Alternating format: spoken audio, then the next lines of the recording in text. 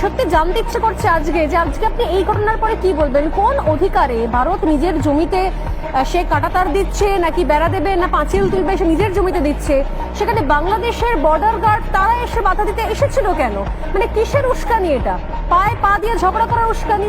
একটা যুদ্ধ করানোর জন্য একটা সুরসুরি দেওয়া? ভারত তো যুদ্ধ করতে চাইছে না, কোনোভাবে কোনো পদক্ষেপ নিচ্ছে না। এটা কি ধরনের ব্যবহার হলো? এটা কি ধরনের পদক্ষেপ? কি বলবেন আপনি এটাকে?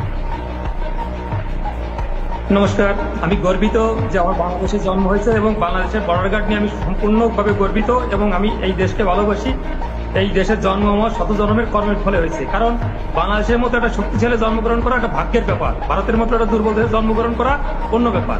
বিমল দা যে বললেন যে আমাদের যে বর্ডার গার্ডে যেটা করছেন আপনি যেটা বললেন, এখানে সীমান্তে নো ম্যানস ল্যান্ড এবং 0 পয়েন্টের একটা ডিস্টেন্স থাকে, তারপর তার নিজস্ব নো ম্যানস ল্যান্ডে 0 পয়েন্টে আপনারা বেড়া দিতে পারবেন না। 2 তারিখ যখন বেড়া শুরু করেন তখন আমাদের বর্ডার গার্ডের মানে আপত্তিতে আপনারা যে বেড়া বন্ধ করছেন তখন ছিল 0 পয়েন্টে। আপনারা আজকে বেড়া শুরু করছেন, দীর্ঘদিতে কাজ চলছে, কিন্তু সেটা 0 পয়েন্ট থেকে আপনাদের সীমানায় করছেন।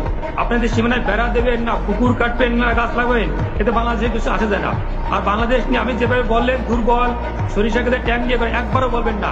আপনার বয়স কত আমি জানি না, আপনি 2001 সালে আপনার বয়স কত ছিল? 2001 সালে আপনারা উস্কানি দিয়েছিলেন সীমান্তে, সেখানে পালুয়ায় 16 থেকে 19 এপ্রিল এই 4 দিন যে গন্ডগোল করছিলেন, সেখানে আপনাদের 18 জন বিএসএফ মারা গেছে, আমাদের মারা গেছিল মাত্র 3 জন। আপনাদের 2 জন বন্দী হয়েছে, আমাদের 1 জনের বন্দী হয় নাই। আপনাদের 2 জন আহত হয়েছে, আমাদের মাত্র 5 জন আহত হয়েছিল। মনে পড়ে না? লজ্জা করে না আপনাদের? বাংলাদেশ নিয়ে তাচ্ছিল্য করেন।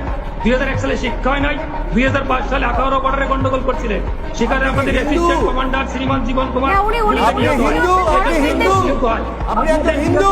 দিদি আপনি নাম বাড়িয়ে বসেছেন। বাংলাদেশ নিয়ে কত বড় ঘটনা কি নাই? বিমল বাবু যে বললেন 2001